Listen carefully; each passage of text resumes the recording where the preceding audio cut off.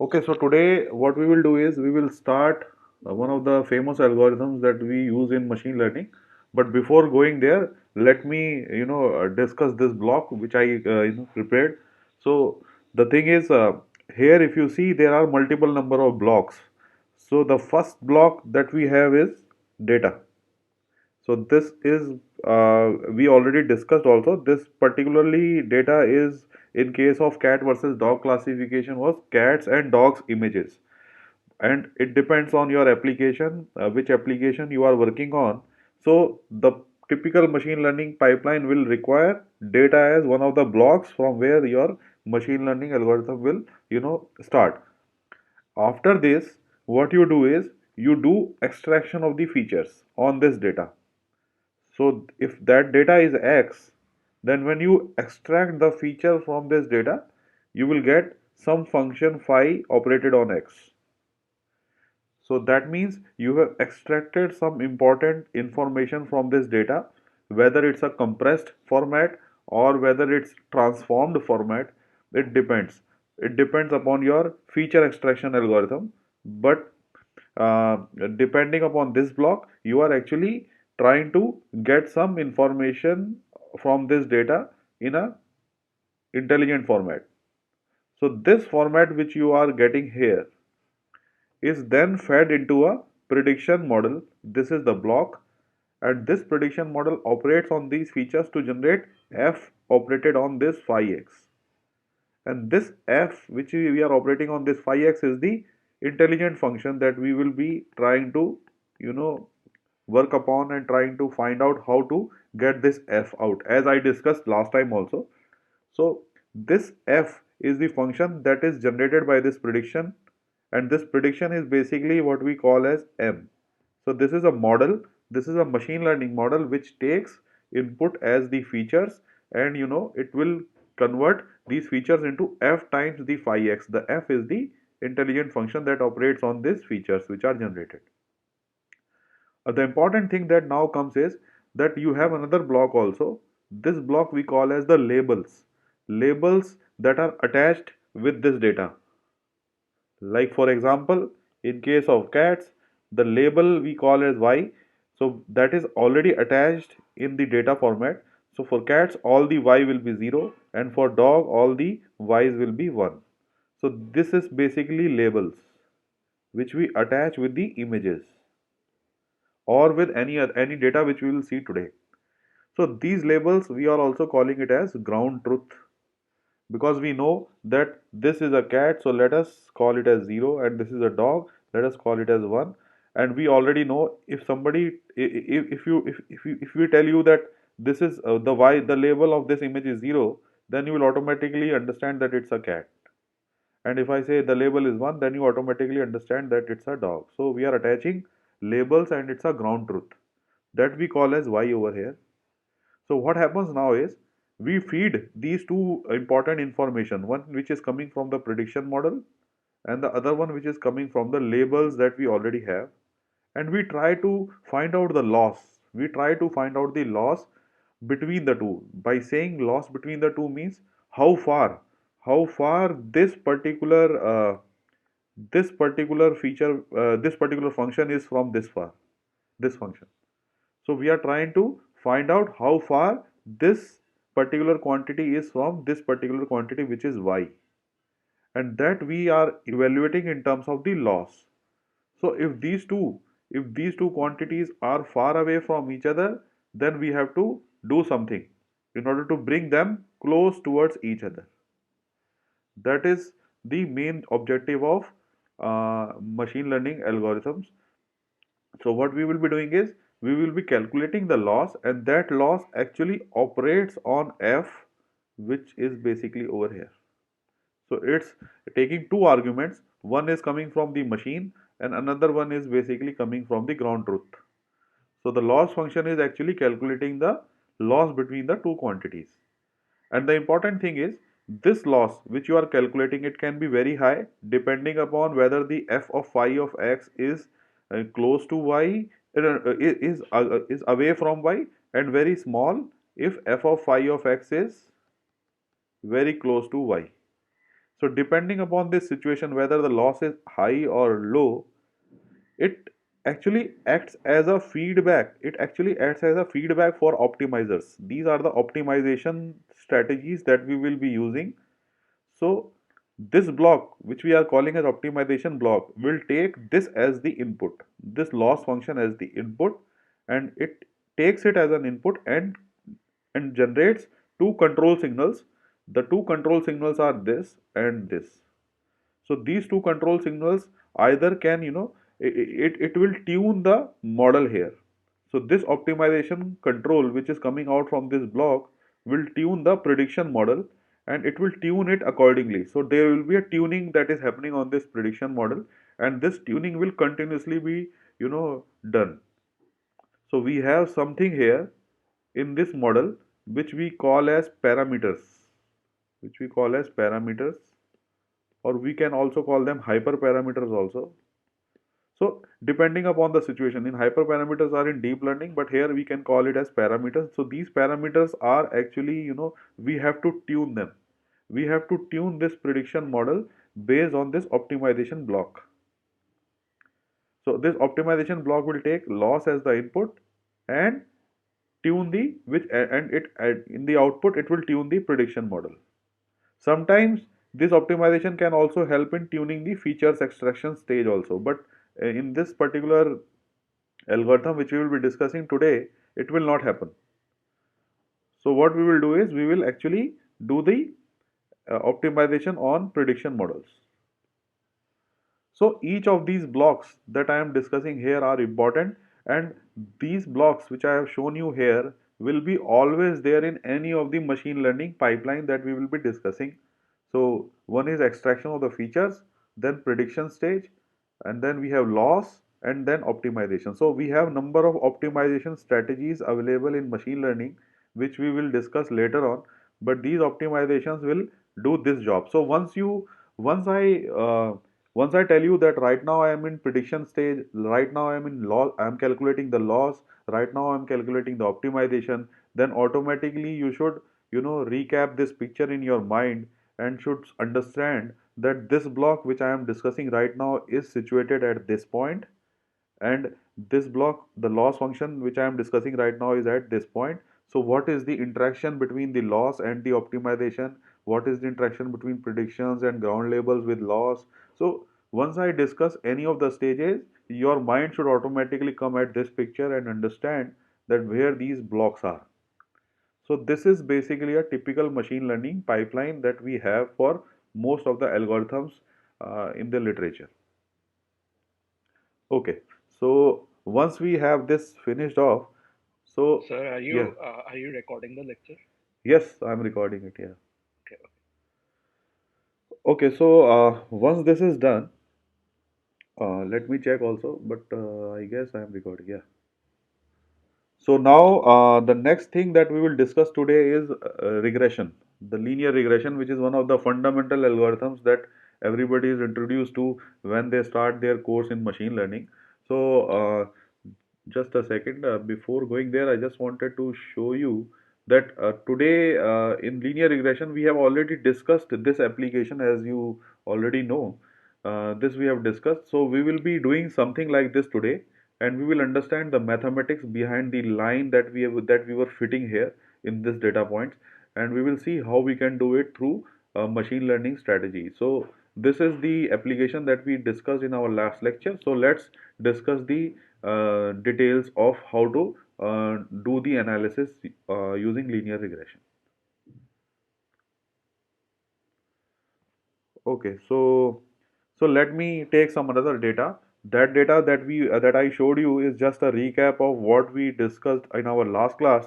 But for today's class, I am taking different data. You can, take any of the data that you are there is it's your wish actually. So here in this particular case, what I am doing is I am taking a data where there was a race where you are recording the winning of the 100-meter race by male persons, like in the summer olympics.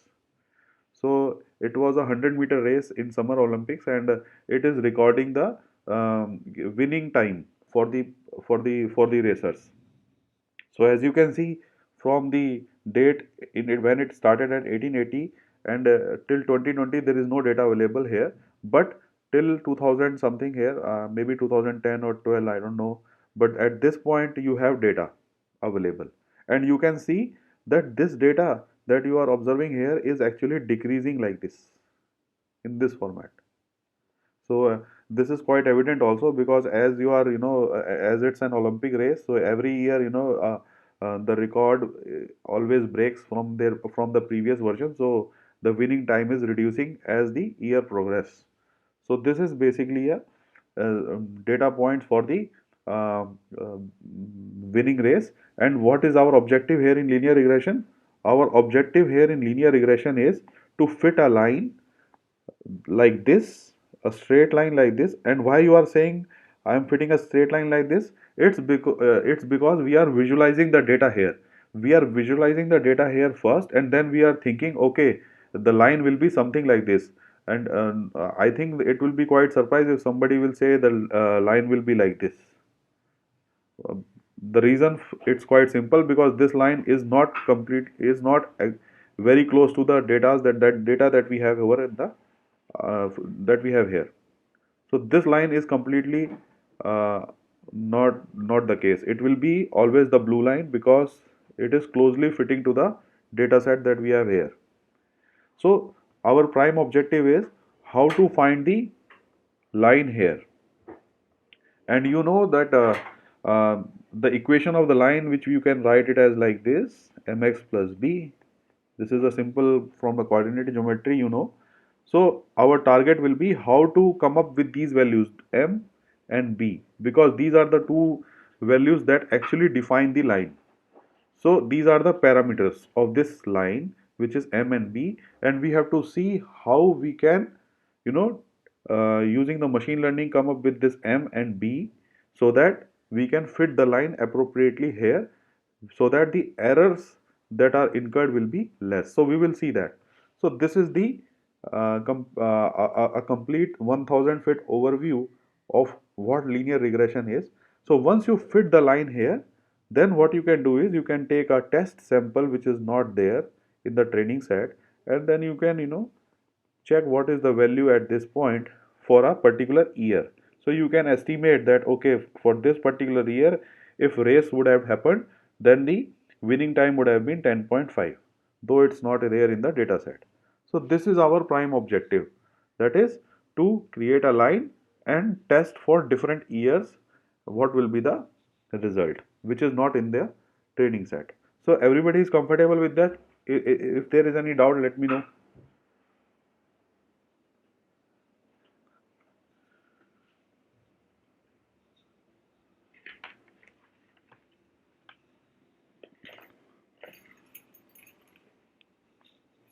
Okay, so if there is no doubt, let us discuss further. So let us now discuss the mathematical notation required to understand the concept of linear regression. So here you can see this is the same data, but in tabular format. So in Excel sheet, if you want to, gather the data, it will be like this. So here we have two different things. One we call as uh, x, this x, another one is y. So let us discuss this, what is x and what is y and what is I. I is basically the number of samples that you have in this particular data set. So here you can see the number of samples are 27. So I is running from 1 to 27, so it's basically a number of samples. That is how many data you have that is indexed by I. Okay, what is this? This is basically what we call as input, as obvious because it's written by X, and it is also called as basically it's basically an input, and here we are writing it by two formats. One is subscript and another one is superscript. So this X is also called as features. This is basically we are calling as features, and these are the features that we were discussing here in this particular block. Here we were discussing these, right? So these are the features. So what we are calling it features are X. So X will always be features in our machine learning algorithm. And to the superscript I am writing I. I means which sample we are discussing. So the which features for that particular sample. So if I am writing as X of 1, that means I am discussing 1896. So this is basically the feature sample that we are discussing, the number of samples, on which sample we are actually currently working. And this is the subscript which is small n, which indicates that which feature number you are actually discussing. So here there is only one feature. You can see here it's only one feature here. So this will always be 1 here in the bottom because only one feature is there. If there are multiple x's, like if there is one more x here, let us say, so in that case you will have 2 here. So this will be the second feature for that particular machine learning algorithm. So right now it's not there. So right now this table is not there. So if this table is not there, then you will have always one at the subscript. But this I will always change depending upon which sample you are discussing. So right now if I write like this x1 subscript 1, that means it's 1896. If I write x14 subscript as x superscript 14 subscript 1, then it means 1956. So you can check from here that at 14 sample the value is 1956. So that means x subscript as subscript 1 superscript 14 means its value is 1956. So this is basically the notation that we will carry out in our um, all our machine learning algorithms. And the second thing is the output that we are discussing. These y are called as labels, and again it has a superscript I, which indicates that which label you are discussing for which sample. So if it is y of 1, then it will be 12, and if it is y of 14, then it will be 10.5. As you can see for here, it will be 10.5. So in this particular example, our I is running from 1 to 27. We have only one feature, that's why n is always 1. This is only one feature is there. And the training examples, we are denoting it by m, small m. So m is basically the training example. So here we have 27 samples. So m is equal to 27. So any doubt here in terms of the mathematical notation that we discussed here? Any doubts?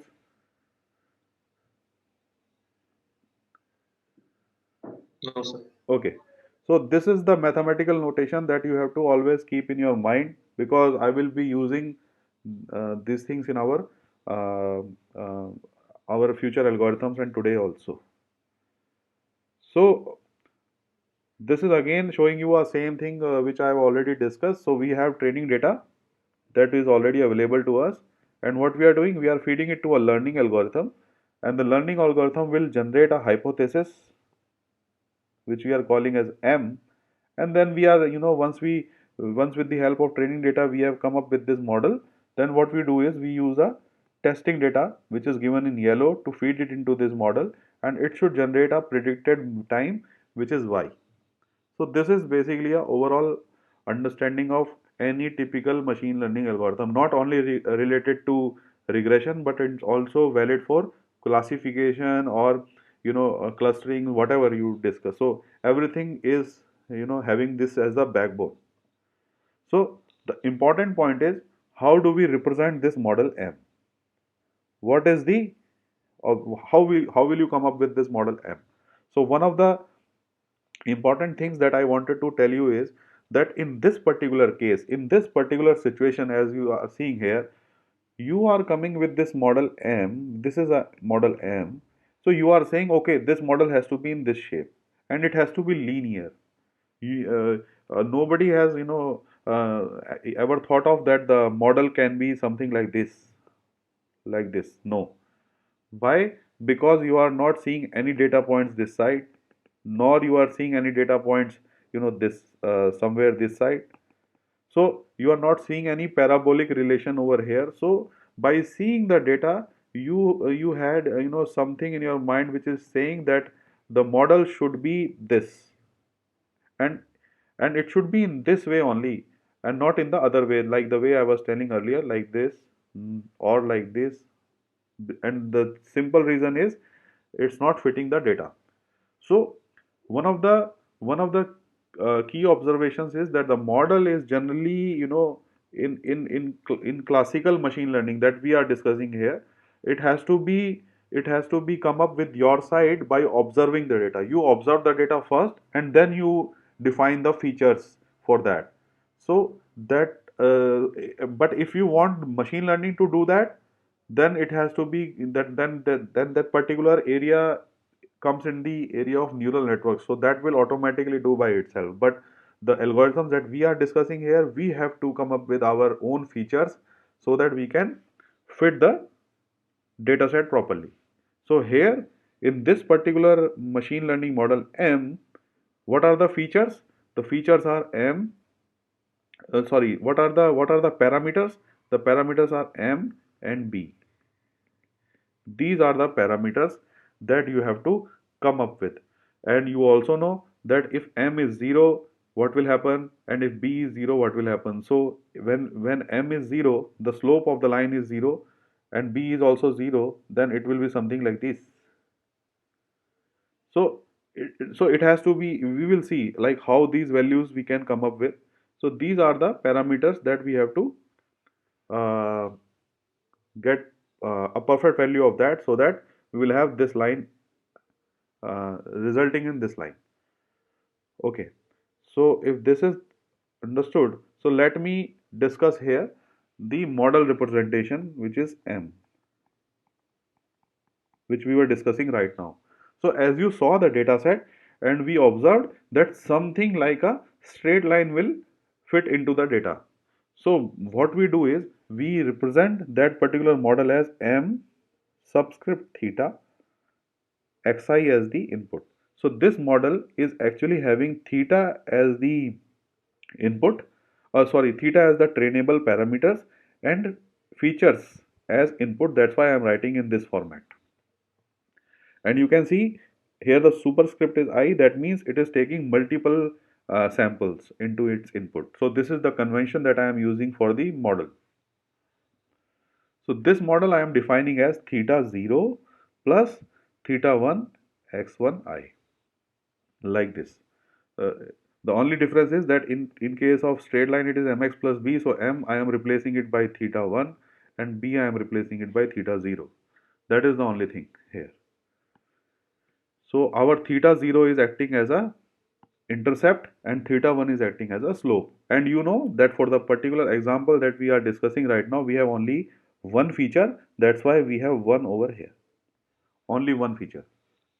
And you also know that I runs from 1 to, how many samples are there? And there are 27. 27. So that's why I am keeping it as I over here. So it's running from 1 to 27.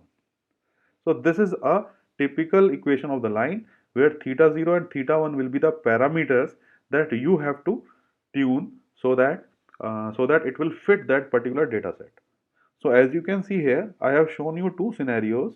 Here you can see if you increase the theta 0 only, if you increase the theta 0 only, and if you fix theta 1 to a constant value, then you will get these type of plots, which is given on the left side. I think everybody will be comfortable with this because it's simple coordinate geometry. So this is the series of plots that you will get if your algorithm keeps on changing theta naught. And on the other side, this side, if your theta naught is fixed and if you are increasing theta 1, the variation in the line will be something like this on the right side, which is over here. So this is quite evident and everybody is comfortable, I think, with this particular plots. So what is the objective of the machine learning algorithm? The objective of the machine learning algorithm is to select one of these lines, which is a combination of this and a selection of any one of them. So it machine learning algorithm has to select one of this and one of this to form a line which is here, which will accurately fit the data set. That is the objective of machine learning algorithms. And the main thing that we have to discuss is how to get these values, that is theta naught and theta 1. So if this is clear, then how to get these values is important. So this slide is showing you this title of this is defining a good model. That is selection of the parameters. So by saying I am having a good model means what kind of parameters you are selecting. That is how to select the optimal value of theta and theta 1 so that we can fit this data set with these values. So this is the strategy that we have to understand. So now the important thing is we are coming to loss function. So you immediately should recap the first picture that we had already discussed. So right now what we have done is we have features available with us, and these features are basically now getting into the loss function, and the model is also defined. The predicted model, as you can see over here, this is the predicted model, and this is the truth original label of the model which we had already discussed. And what we are doing now is we are defining a loss function, and by saying loss function, it's basically defining the difference between the two. This is the output which is generated by the model, this is the true output which is yi, and we are actually taking the difference of the we are taking the square of these differences. So how far this particular model is from this is basically a mean square error, which is taken as the, you know, as one of the loss function metric in machine learning. We also call this loss as L2 loss. This is basically the L2 loss function where we are taking the difference between the predicted and the original and we are squaring it, and we are taking it for all the samples. See, we are running it from I running from 1 to m, and then we are dividing it by 1 over 2m. We will understand why we are writing 2 here, but this is the formulation for loss function. And what is this arg min theta 0 theta 1 which is operated on this? The meaning of this is that what values of theta 0 and theta 1, what values of theta 0 and theta 1 will make this particular argument that we have defined minimum. So that is what this means. Like when you write arg min, the meaning of that is what is the value of theta naught and theta 1 that will make this particular argument minimum. So that values of theta naught and theta 1 will be called as theta naught hat and theta 1 hat, because these are the values that will actually fit this line properly. So any doubts for this particular convention, for this particular loss function? If anybody has any doubt, let me know. Okay, so this is the loss function that we have here. Okay, so let us understand this L2 loss that we have here. Like what is the curvature of this L2 loss that we will understand now. So again, I am plotting a hypothetical data set. This is not related to the data set that we had already discussed in case of Olympics data set. But this is just a hypothetical data set for the explanation.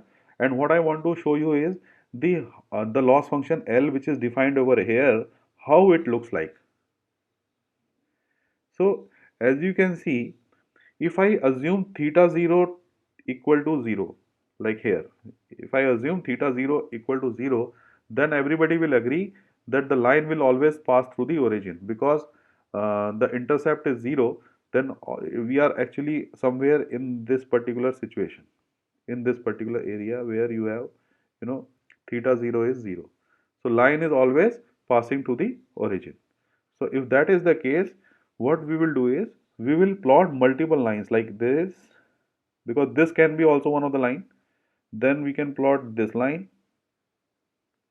then we can plot this line, then we can plot this line, and we can plot this line, because machine learning algorithm will continuously run from this line to this line to this line and then to this line and to this line. It will continuously run like this, but which one is the best line, it has to find out by itself from the data set. So in this particular scenario, if I consider only one line here, let us say this line, like if you have this line here, then what you will do is you will calculate the error of this particular this is the actually this is m theta xi. So it is generated by the machine learning model. So now what you have to do is you have to actually calculate the loss. How will you calculate that loss? You will calculate the loss by subtracting this from the labels. So what you do is you are actually calculating the loss here, that is the difference between these points and this particular line. All these will be vertical distances. So once you calculate the distance between these points, what will happen? The important thing that will happen is actually it will calculate the difference between these errors. So that loss will be very high, as you can see from the particular situation. So in that case your loss will be somewhere at this point, it's very high. But if your line is somewhere like this, then if you calculate the square distances that it will have, the difference between this will have zero difference. So so if you calculate the distance between these line and the points that you have here, then obviously you will see that this line is fitting this line, this data set properly. So then the point, the loss function, the value of the loss function will be somewhere here, and the earlier case it was here. So everybody will agree that if your line is moving from here to here to here to here, and every time if you calculate the differences of these points with the line that you have over this side, then you will see that there will be a decrease in the loss for each of these values till you reach the best fit line. And then when you move away, when you move from here to this side, then the loss function will again increase. So ideally, for this particular cost function that we have discussed, the curvature of the loss function will be like this. And you can observe that there is only one minimum point here. This is a single minimum point which is available for this particular loss function. And the important thing is, this particular type of function where we have only one minimum point is always called as convex functions. We will understand this also later. And the reason why we selected L2 as the loss is because of this property that it has. What is the property? The property is that it has a minimum point over here. That is the basically important property for this L2 function. That's why we have taken this as the loss function, which is given over here. And we will understand why this minimum point is required as we move further.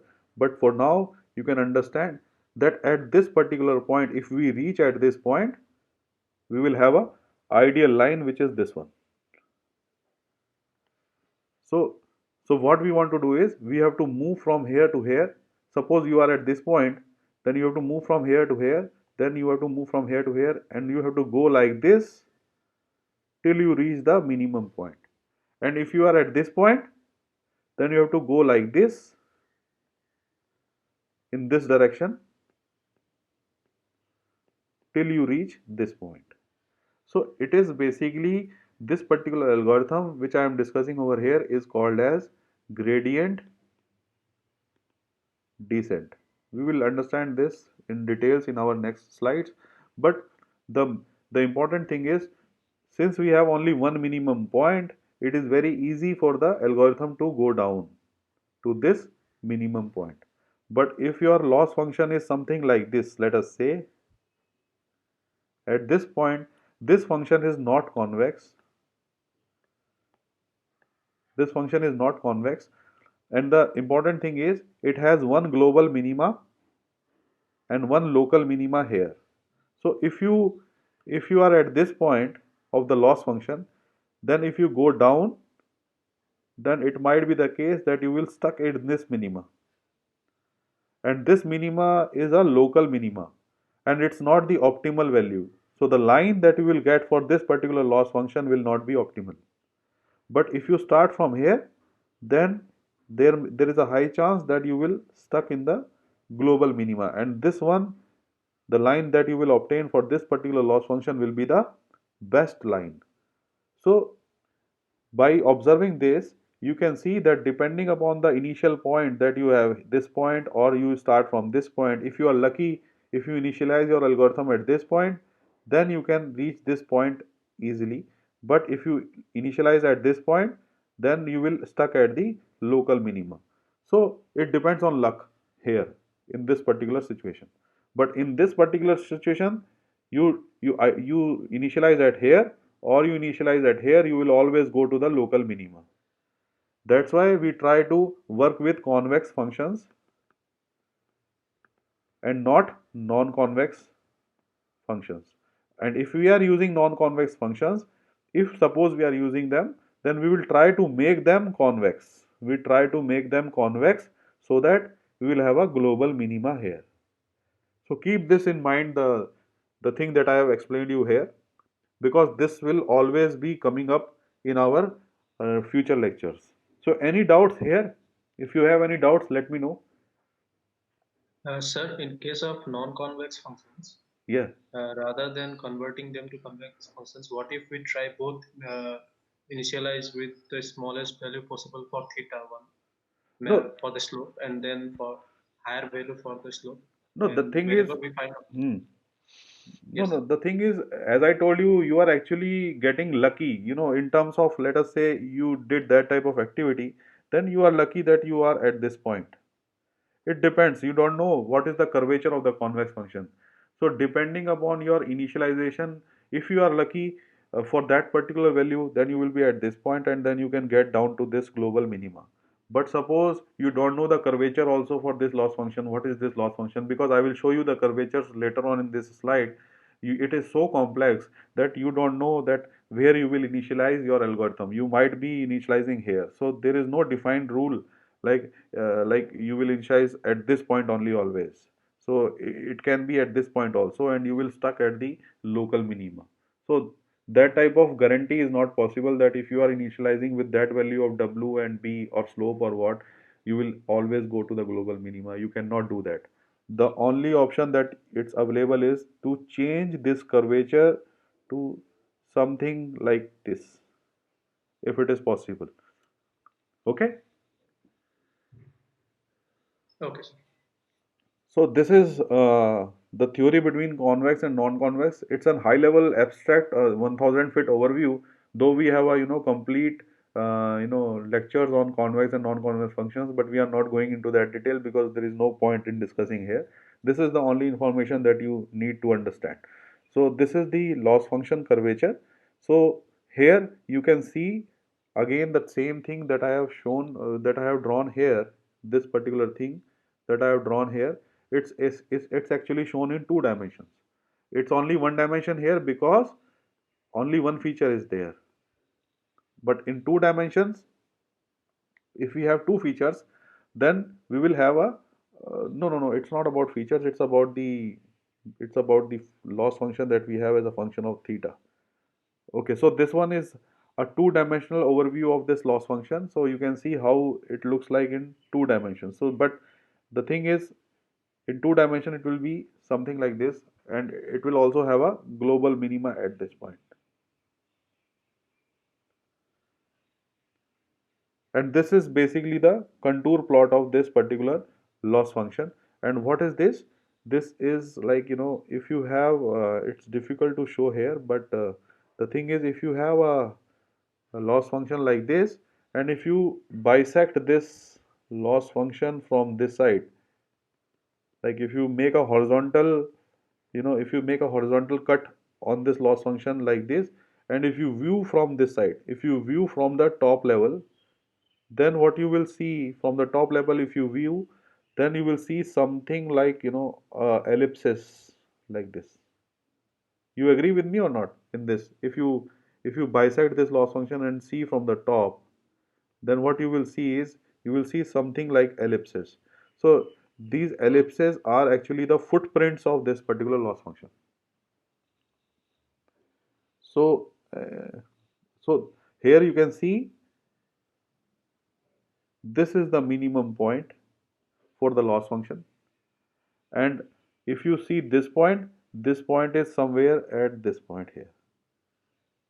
So you are actually plotting the contour plot. This is called as contour plots. So what you do is, you actually, when you do a gradient descent, you are actually moving from this particular point to this point, then you are moving to this point, then you are moving to this point, and you continue to do that till you reach the minimum point, which is here. See, this is in two dimension. I am giving that, earlier was in one dimension, so this is a two-dimensional picture of it. So here you have a minimum value till you reach here. In this plot, you will do something like this. So you will go like this, you will go like this, you will go like this, you will go like this, like this, like this, till you reach the minimum value here, like this. Sir, in the Yeah, contour plot, what do these space between the two ellipses mean? Like, yeah, if the space between two ellipses is big, does that mean something? yeah. So I'll tell you that. So if the space between the two, like this, is big, then you are actually, the slope is not that heavy. So it's very, very small slope. It's great. It's going slowly, slowly, slowly. But when the space between these ellipses become very small, then we have very high slope.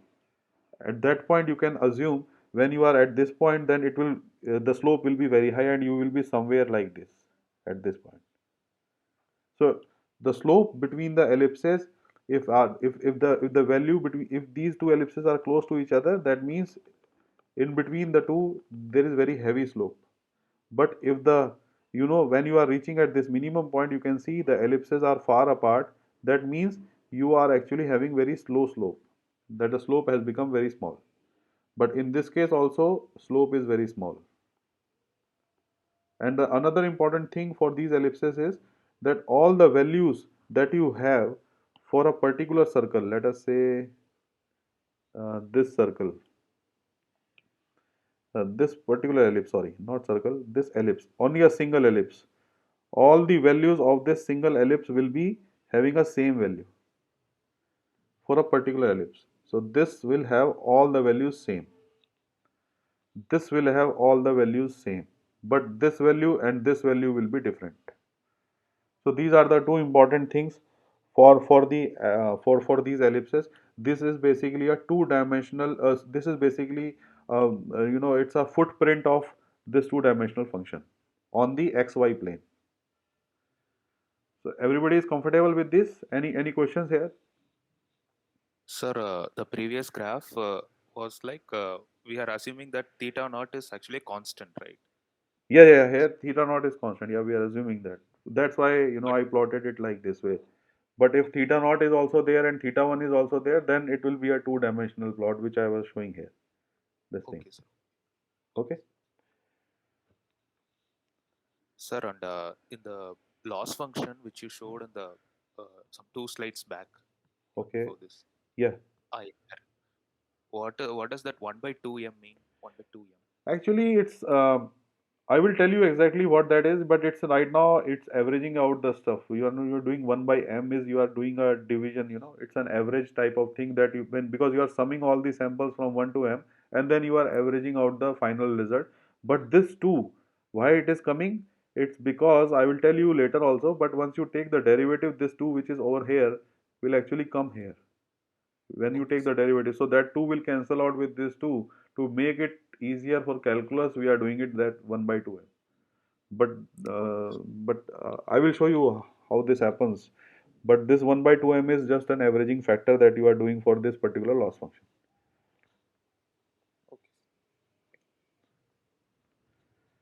Okay, so this is basically a generalized loss function which I am showing here.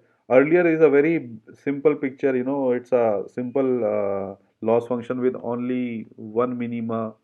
But as I was telling you, for the non-convex functions, a typical neural network or a machine learning or a deep learning network will be having something like this. It's a very complex loss function, having multiple local minimas which are here, I cannot show you this side because of the colors. Maybe I will select this. So this is the local minima, but this is the global minima. You can see this is the point where the loss function is completely zero. This is the local minima. This is also a local minima.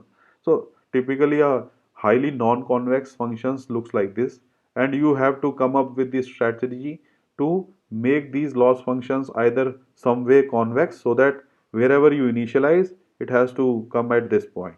But it's very difficult to do that. We will see the challenges later on, how to overcome these challenges. But this is the complete picture of why we are sorting out to this loss function, which is L2 loss, which is completely convex. Okay, so now we will discuss two methods to obtain the optimal values of theta 0 and theta 1. As we were discussing, like we have to come up with these values. So let us discuss these two methods and see what is the advantage of first method, or second method is better than first, or which method is best. So we have to see now. So the numerical method is one of the methods which we also call as normal method, and the second one is called as gradient descent method. So we will understand these two methods closely and see how we can get the optimal values of theta 0 and theta 1 from these two methods. So the first method, which we call as normal method, is basically described like this. So Sir, here, I yeah, excuse me, sir. Sir, yes, I am not able to see your screen. I okay. twice left the meeting and joined back, but So cannot anybody see. else is having that same problem? No, sir. No, sir, we are able to see. Okay, so maybe, I'll uh, try again. yeah, you try Is again and see. connected. Yeah, Thank you, sir. okay. So this is the normal method. In this normal method, what we do is, as you can see, I have already explained this loss function, which is given over here. This is the simple loss function that we have already discussed. So now what we will do is, we will put this value of m theta xi as this. So this we have already discussed, that it's a straight line with intercept and slope. So let's put that value. So we have kept this value over here. Now it's nothing but a simple calculus, that what we will do is, we will expand it in terms of a square plus a square, a minus b whole square. So this is basically a square, this is b square, then this is 2ab minus 2ab. So you can expand it yourself also and check. So this is the expression that you have for this particular for this particular expansion. And then what I am doing is, I am actually further expanding it to this, for this particular thing. And then for this, it is this here. So it's very simple. You can check back also, it's a simple thing. So now important thing is, now you have a loss function here. This loss function is given like this. So as we already discussed, that we are dealing with convex functions, and from your simple calculus also, that at a minimum point, the derivative, if you take the derivative of this loss function, you will get the minimum value. That is, the value which is over here. So now what we will do is, we will take the derivative of the loss function with the theta 0 and theta 1, so that we can get the minimum value of this curvature, which is L2 curvature. So if you do that, then the derivative of the loss with respect to theta naught for this particular cost function, if you do, then it will come out to be this. And the important thing is, as I was discussing, why we are using 2 here. The reason for this is because this 2 and the 2 that is coming here will all cancel out. So in order to have a simplification, we are actually doing 1 by 2, so that these 2 cancels out. And the derivative of the theta with respect to theta 1 will be like this. This also you can calculate at your home with your own pace, but the things are very simple. There is no important step which I am lacking here, so that's why everything is on this slide. You can do it, there is no problem here. So the important thing is you are putting the derivative to 0 in order to obtain the values of theta and theta 1. That corresponds to the minimum of the loss function L. So once you start running and putting it a value of 0 here, so let's say we are doing it for theta 0, we will put this expression as 0. So if we put this expression as 0 over here, as you can see, the value of theta naught that comes out to be is this. This is the value of theta naught. And this y bar is basically the expression that we have over here. Since you can see it's a average, so that's why I'm writing it as y bar. You can see 1 by m, and you are summing up all the values of yi, and then you are taking the division by m, so it's an average type of thing. That's why I'm doing y bar here.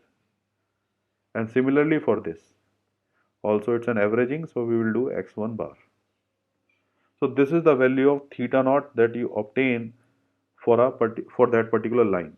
So if your theta naught is there, then your one of the parameters of the line is fixed, and this is the optimal value. Please note I am keeping it as hat over here.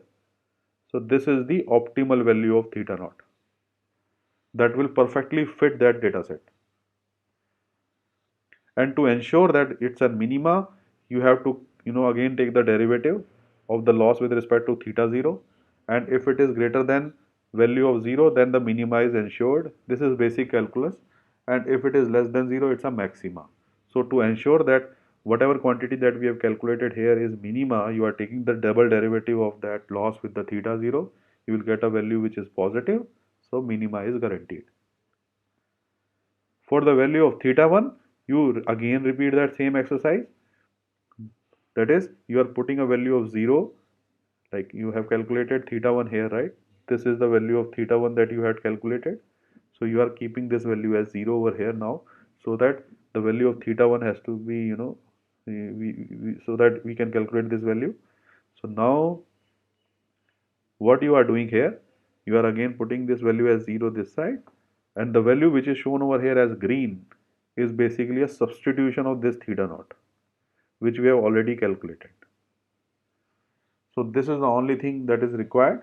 So the theta naught that you have calculated earlier, you substitute here, and then you do the calculus, whatever simple things that you have here. Then once you do this, the value of theta 1 comes out to be this here. So you can see here the first term is basically multiplication of xi yi's, and then you are dividing by 1 by m, and then this is an averaging of y bar and x bar, and this is squaring of xi's square, and then you are dividing it by 1 by m, and then this thing. So this is the value of theta 1, and this is the value of theta 0 that you have evaluated from this expression. So once you put these values in the line, then you will have theta 0 estimate plus theta 1 estimate xi. So this will define the line which I was discussing, that is this line. So the parameters of this line are theta 0 and theta 1, which we have obtained using this particular method, which is a normal method. So this is the first method. Anybody having any problem here with this?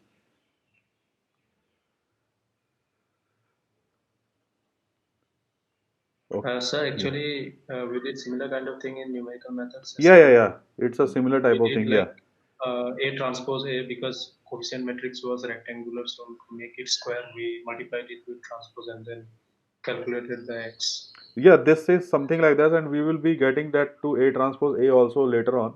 Something of that story will come later on also, because I will be discussing that methods also. But yeah, this is something like a typical statistician type of thing that you must have observed it also. This thing is from that part. You are right. So the second method that we have is what we call as gradient descent. Through this method also you can obtain the values of theta 0 and theta 1. This I have discussed also already. This particular thing is convex function, and this is basically a non-convex function. And the reason is simple. Right now, you can understand it through curvature only by saying that this is having a global optima here. There is no other local optima. But here in this case, we have multiple local optimas and a global optimum is somewhere here in in this valley. So this type of function is non-convex. However, there is another definition which I do not want to go into details of it because we will discuss it later on, but that is not required right now. So right now you can simply understand that non-convex functions have multiple local minima, and there is a high chance that you will stuck into these local minimas which are shown over here. So, and we want to work with convex functions so that this type of problem should not occur. So, uh, let us discuss gradient descent before going into the details of that. So, if you have a curvature which looks like this, so as I told you that this particular curvature has only one global minimum, and suppose you are at this point. When you are at this point means you are actually the line, the data set is like this, and you are saying you are fitting a line something like this. So error is very high. So that's why this particular situation you are at this point. And what you want to reach at this point, and this point corresponds to a situation where your line is actually like this. So this type of situation is this, and you want to come from this line to this line. And in terms of the loss function, what you want to go like this. You want to go like this, and then you reach the minimum point.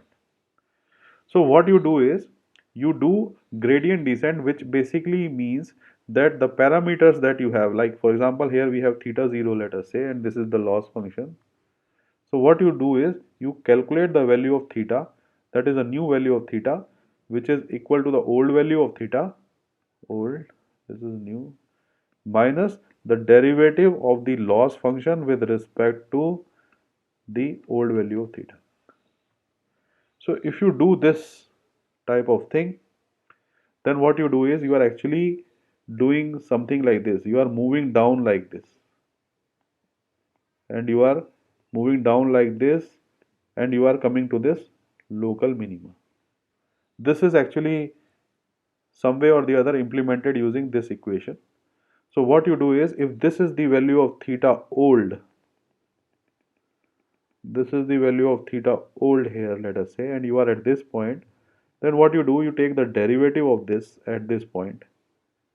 So the derivative of this you are taking here. So as you know, the derivative at this point, as you know, the derivative is positive because you are taking the derivative at this point, it's positive. So this value will be positive. So if this value is positive, and this is called as learning rate. This is called as learning rate. So I will explain you what this is.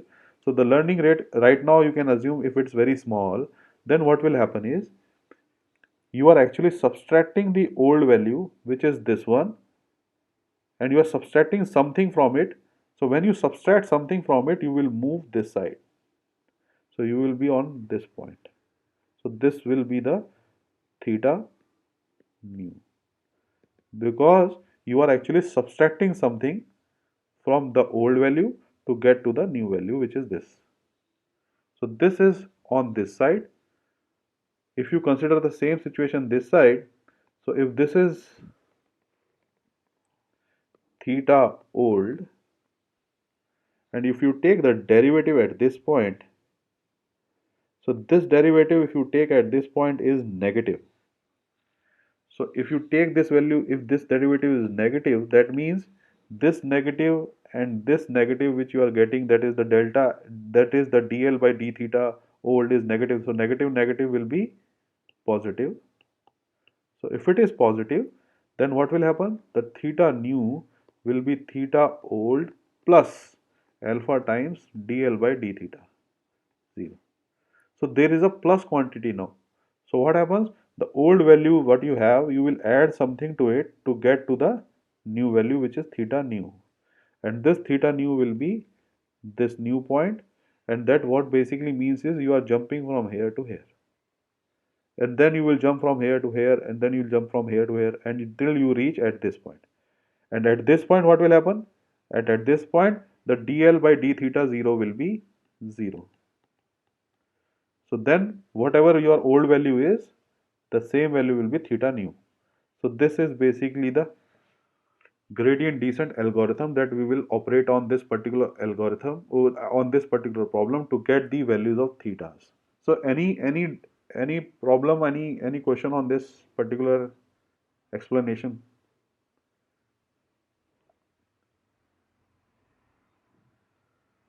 Okay, so before leaving the class, I just want to tell you one more important detail, which is alpha over here.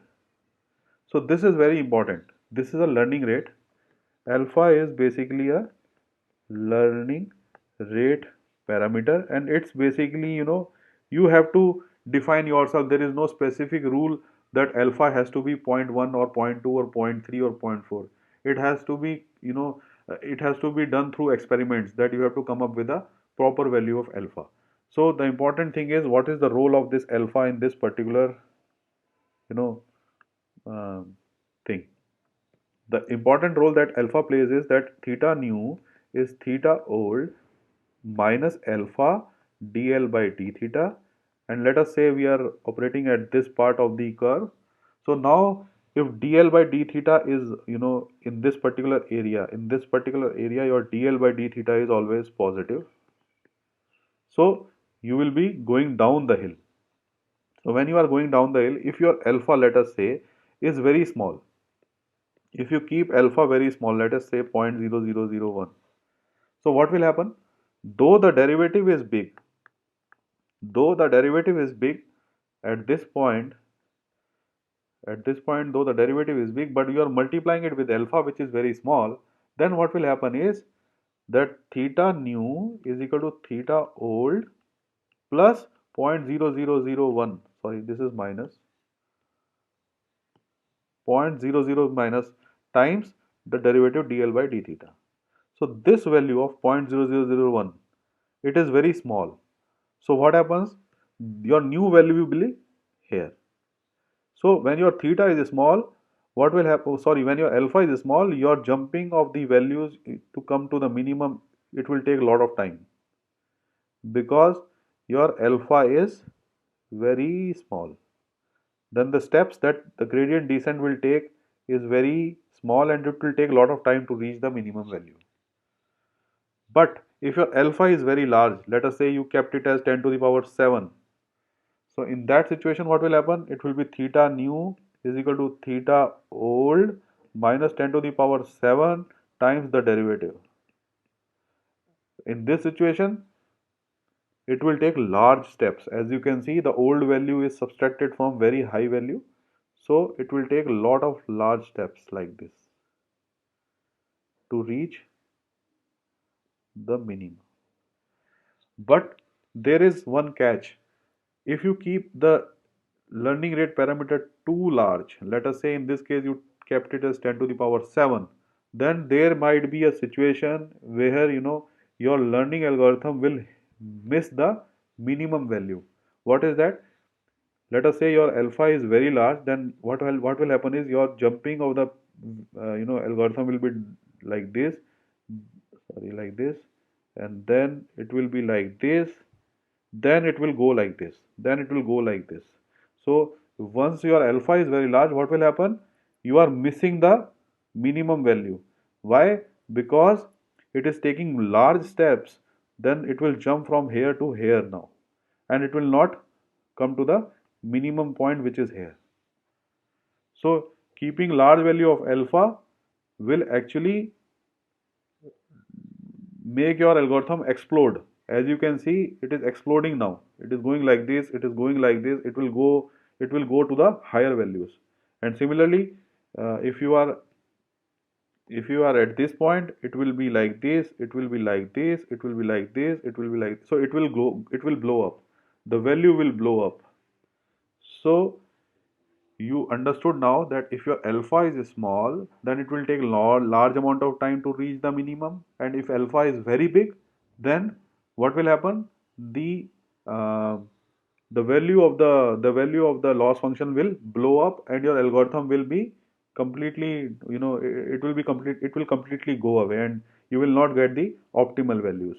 So in either of the situation, there is a drawback. So you have to come up with the optimal value of alpha, so that you should not take too much of time to reach the minimum value. Any questions here, like regarding this particular discussion that we had done for this particular gradient descent? Any questions? Sir, when the algorithm, when it comes from the right side, that is right side of the minimum value, Right. and it is like learning rate, it is, you are saying that when it is bigger value, like 10 power 7, Right. it skips the minimum value and goes to the left part of the Yes. thing. Yes. So when it goes to the left part of thing, actually the gradient becomes negative value, right? Yeah. Yeah. Right. Right. Yeah. True. So once again, there is a possibility that it can come back to the Yes. minimum point. No, no, no. There is no possibility in that, because as you are right, in this situation, if it is at this point, the gradient becomes negative. So when gradient becomes negative, then what will happen? Again, it might be the case that it will jump to this point like this. When Okay, you're so that it will be roaming around Yes, it will be the. roaming around like this. So it will go like this, and again, you know, the chances are that, at this point there will be a flipping of the situation, as you are correctly said, but it will not reach to the minimum value when your alpha Okay, is sir. large. Okay, sir.